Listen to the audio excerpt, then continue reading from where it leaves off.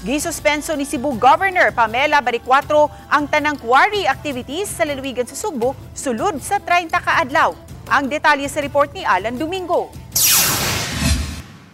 Gipatuman diha dayon sa gobernador ang suspension sa tanang quarry permits ug special disposal permits sa lalawigan Sugbo. Gimanduan ni Baricuatro ang Special Review Committee sa pag-review ug pag-evaluate sa kasamtangang mga kontrata sa provincial government.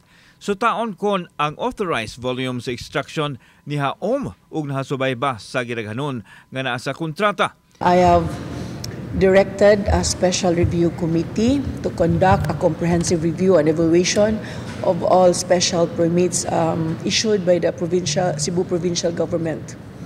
And this includes quarry permits, sand and gravel permits, and the special disposal permit.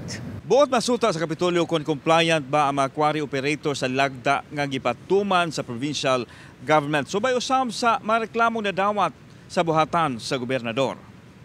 Mula na 30 ka adlaw ang suspension order diin gihatagan ang review committee og igong panahon sa ilang pagsusi ug pagkabot sa ilahang rekomendasyon. Kung walay makita ang kalapasan, mamahimong makabalik dayon sa operasyon ang mga quarry operators apan kung dunay kasaypanan mag-atubang og silot ang mga operators ug ang labing bugat ang pag-terminate sa kontrata ug posibleng mag-atubang og kasong kriminal. Nasayran ni adunay na po ka mga quarry permits ug siyam ka special disposal permits ang covered sa nasong kamanduan.